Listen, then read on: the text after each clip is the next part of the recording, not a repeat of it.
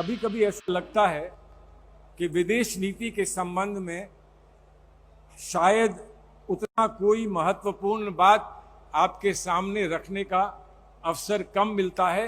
रोजमर्रा की राजनीति में अर्थव्यवस्था पर, राजनीतिक मुद्दों पर ज्यादा रुचि लोग लिया करते हैं, लेकिन आप पूरे दिन हम लोगों की बात सुनने के बाद आप लोग इतने सुकून से, इत्मीनान से यहाँ बैठे हैं। मैं इसके लिए आभार प्रकट करता हूँ और आपसे निवेदन करता हूँ कि हम समझने का ये प्रयास करें कि आखिर विदेश नीति का कितना बड़ा महत्व आज हमारी जिंदगी में है। चाहे हम राजनीतिक बात कर रहे हों या फिर हम अर्थव्यवस्था के संबंध में बात कर रहे हों, हम विश्व से अलग होकर बात नहीं कर सकते।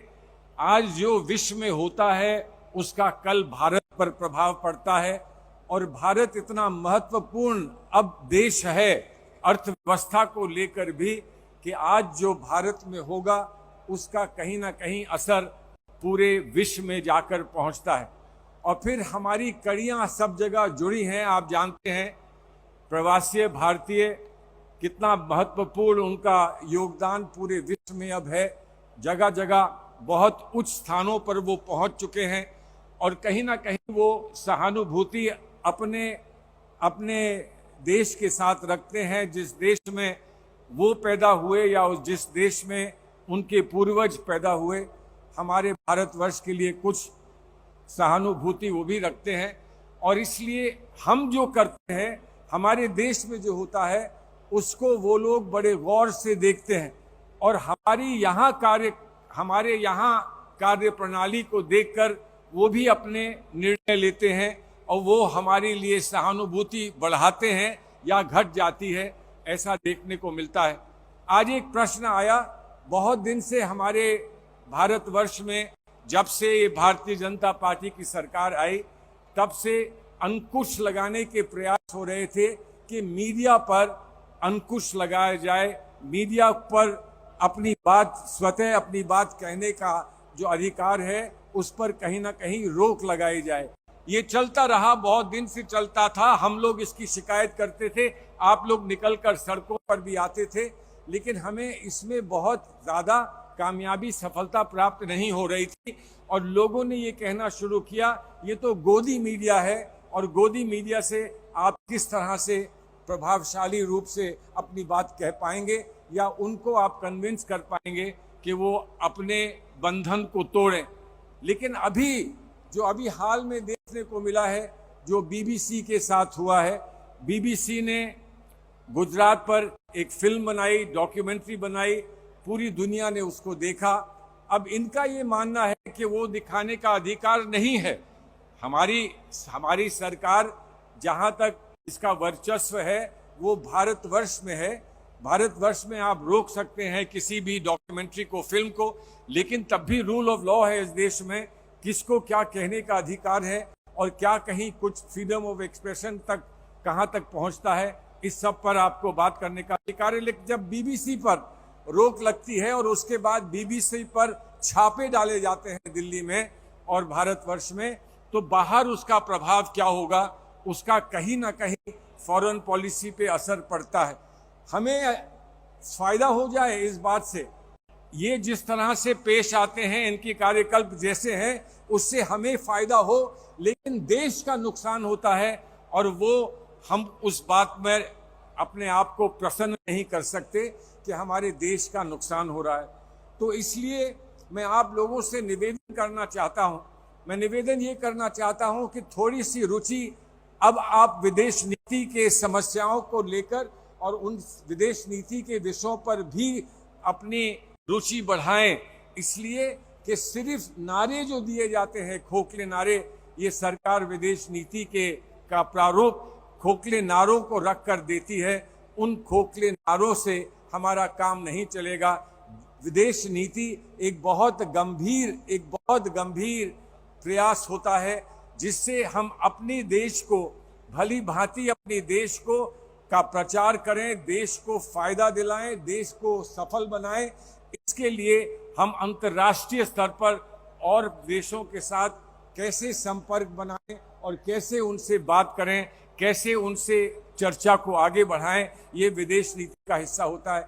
इसको एनलाइटन सेल्फ इंटरेस्ट कहते हैं कि आपको अपने हित की बात करनी है, लेकिन ऐसी हित की बात नहीं करनी जो आप किसी और का नुकसान करें।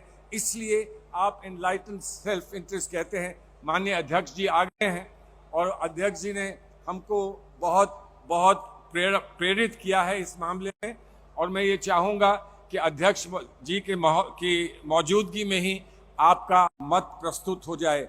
मैं बहुत जल्द 2-4 बातें कहूँगा कि जो 70 साल में राष्ट्रीय कंसेंसस बना था, हम उसमें पक्षपात नहीं करते थे कि कौन सी पार्टी क्या कह रही है, बल्कि हम ये मानते थे कि भारतवर्ष में सब लोग एक राय होकर एक मत बनाकर अपनी बात जब विश्व में रखेंगे तो विश्व में रखी हुई बात का प्रभाव होगा, असर होगा।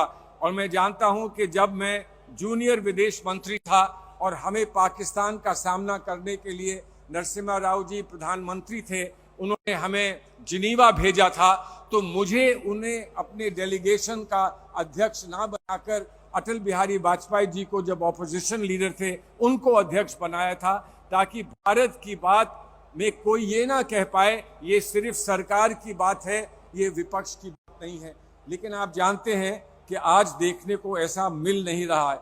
भारत की विदेश नीति जो मैंने कहा कंसेंसस पर बेस्ड है, उसमें जो बहुत बहुत प्रभावशाली बिंदु हैं वो है मैत्रिता, करुणा, सत्य और वासुदेव कुटुंबकम। हम पूरे विश्व को एक परिवार मानते हैं। इसी स्तर में हमने हर स्तर पर अंतर्राष्ट्रीय संधियों को मजबूत करने का प्रयास किया। राजीव गांधी जी ने यहाँ तक कहा कि पूरे विश्व को हम परमाणु शक्ति बल की जो प्रतियोगिता है उसको हम रोक सकें। आज हमको कष्ट होता है जब हम सुनते हैं कि जो न्यूक्लियर जो ट्रीटीज थी उसमें रूस ने स्वतः ये निर्णय लिया कि हम न्यूक्लियर ट्रीटी से विड्रॉ करेंगे, क्योंकि यूक्रेन में अमेरिका हमारा साथ नहीं दे पा रहा है या अमेरिका हमारा विरोध कर रहा है। चीन का एक विषय है जो बड़ा महत्वपूर्ण है। अध्यक्ष जी ने चीन के विषय पर अपनी बात कही, हमको प्रेरित किया, हमको रास्ता दिखाया। चीन के विषय पर राहुल जी ने बहुत मजबूती से अपनी बात रखी है, और हम जानते हैं कि डोकलाम, गालवान, लद्दाख, अरुणाचल प्रदेश में हाल में क्या होता रहा है। तब भी बड़े दुख के साथ मैं ये कहता हूँ कि जब भी राहुल जी ने सहानुभूति दिखाते हुए ये कहा कि देश की अस्मिता पर अगर कोई प्रश्न चिन्ह लगता है तो हमें पूछना पड़ेगा, हमारे जवानों पर अगर कोई कष्ट पहुंचता है तो हमें पूछना पड़ेगा, और उसका जवाब हमारी आज की सरकार ने ये दिया कि माननीय राहुल गांधी जी को इतनी जानकारी है तो वो हमें क्यों नहीं बताते कि हमें क्या करना चाहिए। और फिर ये फौज क्या सरकार ने भेजी थी या माननीय राहुल गांधी जी ने भेजी थी? फौज किसी ने भेजी हो, सरकार ही फौज भेजती है, लेकिन फौज किस मजबूती से लड़कर अपना काम करके दिखाएगी, इसमें विपक्ष खड़े होकर साथ देना चाहता है। कैसी सरकार है, कायर सरकार, कि विपक्ष का साथ भी लेने के लिए तैयार नहीं। अंतर्राष्ट्रीय नीति में बहुत सारी बातें होती हैं, जहां इंस्टीट्यूशंस होते हैं, जैसे ऑक्सफैम है, ग्रीन पीस है, एमनेस्टी है, जिनमें कभी हमको कुंठा का विषय हो, लेकिन वो बहुत मदद करते हैं, जगह जगह मदद करते हैं। जब भी कोई आपत्ति आती है तो वो मदद करते हैं। वहाँ पर उनके साथ जो इस समय बर्ताव हो रहा है उसकी हम निंदा करते हैं।